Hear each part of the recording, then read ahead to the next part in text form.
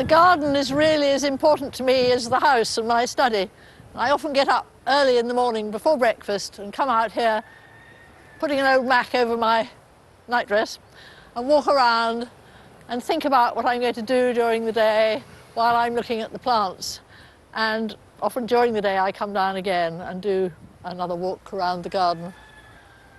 This study is my private place, and it means a lot to me because here I am completely in control of my environment and I can do exactly what I like. I can fall asleep at my desk if I like. But in fact, here just recently I have made up my mind what my next book is going to be. I am going to write a book about Dickens.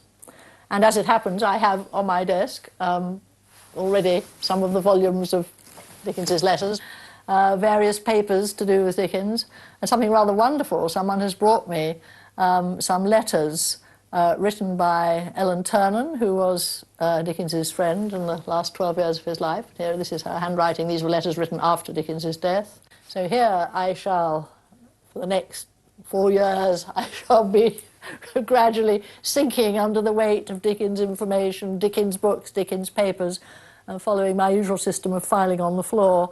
If you came here in another 2 years, you would probably find great heaps of books, great heaps of papers all over the floor. I decided I must try and be a bit tidier, so I've had new shelves built all along that wall.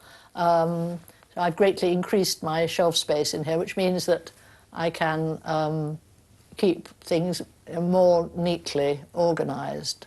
But as you can see, I've already got snapshots of my children and the small pictures I'm fond of filling up some of the shelves, as well as my copies of my old published books.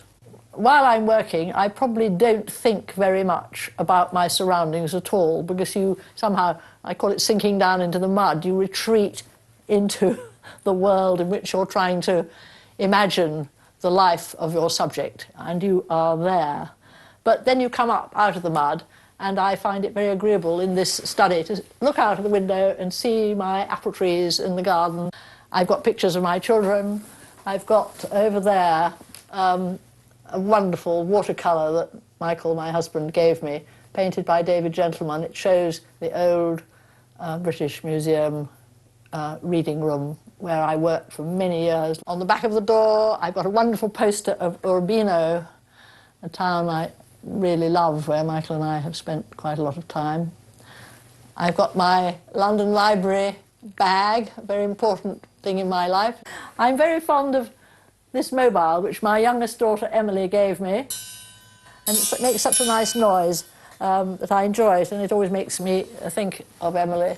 I'm a restless person, so I think it's rather a good thing for me that I often have to go and fetch books from other parts of the house. I have to go down to the library and bring books up. And also there are many books on the landing. And I really enjoy getting up. It's almost like an extension of my study, and going out to the landing to collect a book I need.